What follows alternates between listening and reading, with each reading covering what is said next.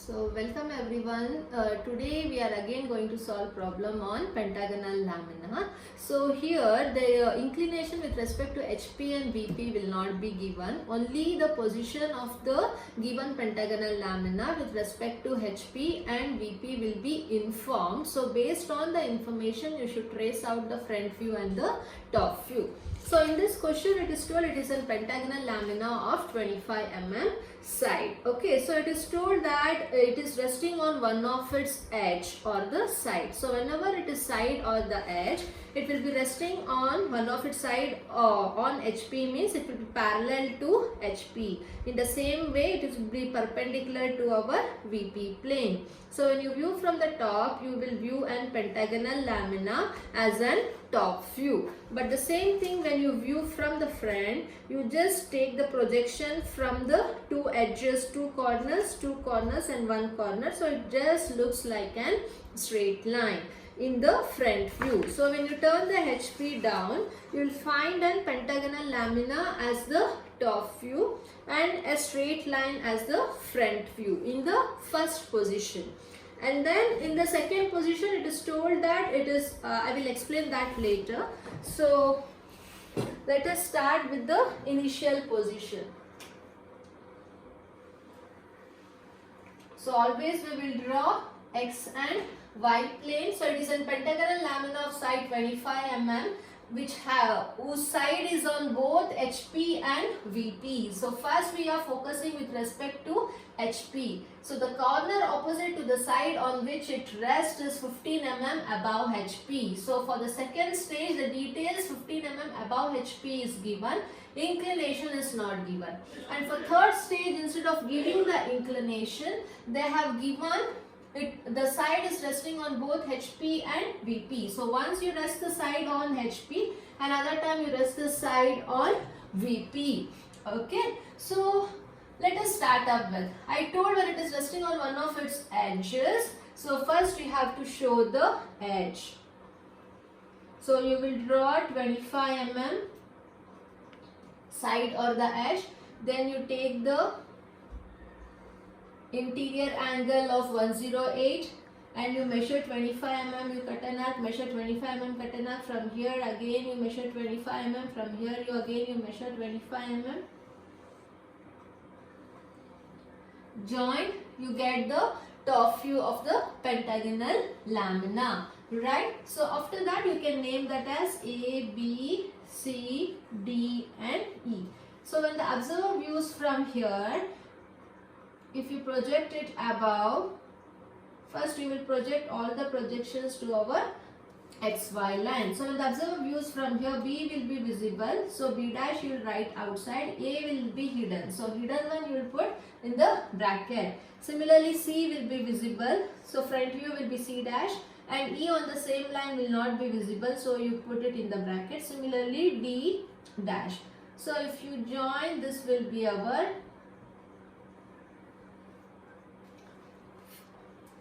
first stage. So this is our front view and this is the top view which provides the true shape of it. So this is the first position.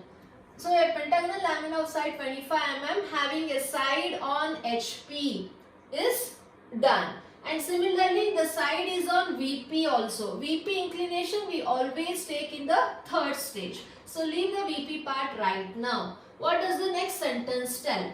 The corner opposite to the side on which it rests is 15 mm above HP. So this is the corner on which is opposite to the side. So this corner is resting 15 mm above HP.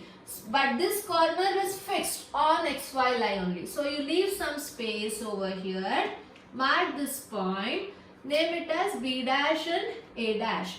Here instead of giving inclination with respect to HP, they have told the other corner is 15 mm above HP.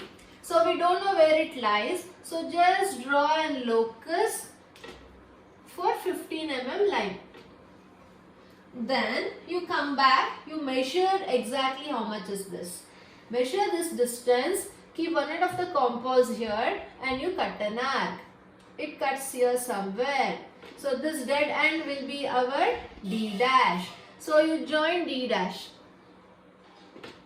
Many have done mistake in solving the problems. You should measure exactly how much is this distance. This distance might not be at the center always. It could be 3/4. You have to measure how much it is and then you have to cut an arc from B dash A dash to C dash E dash. So then you name this as C dash in the bracket E dash. So now the corner which is opposite to the side. So projection of this is now shifted to our 15 mm above HP line. We don't know what is the inclination with respect to HP theta. So you use the protractor and measure what is the theta angle and write it in the bracket. After that the procedure is same. You take the projection down from all the points from the front view. And then you take the projections from the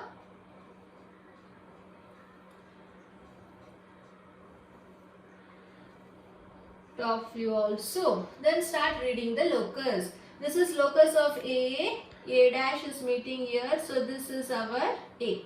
The locus of B. B dash is meeting here. So this is our B.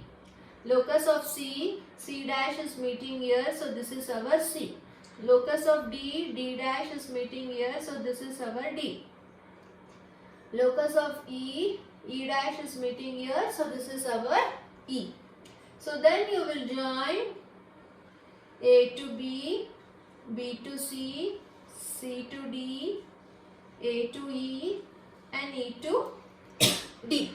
So this completes our second stage top view and second stage front view. Right. So this part is over. So now they haven't given the inclination with respect to VP. But they have told the side which was resting on HP is also resting on VP also.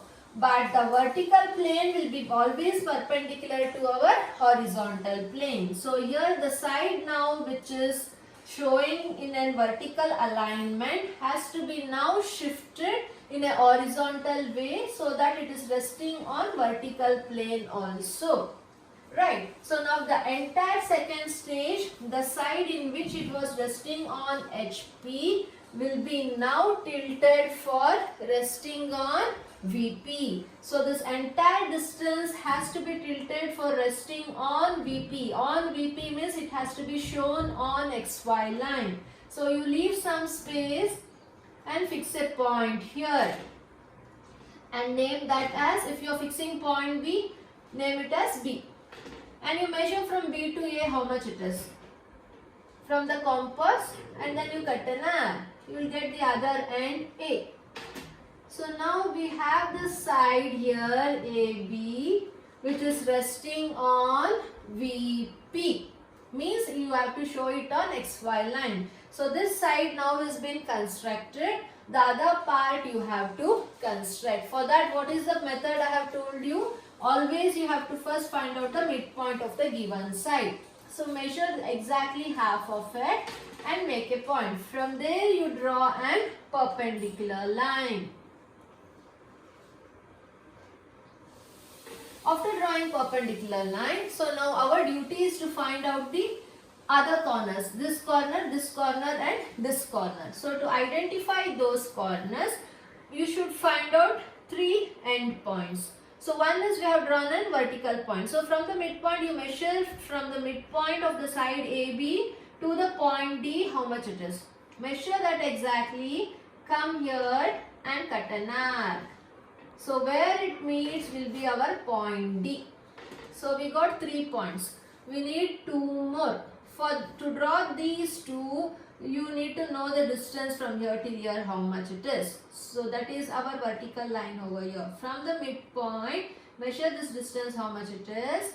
You cut an arc.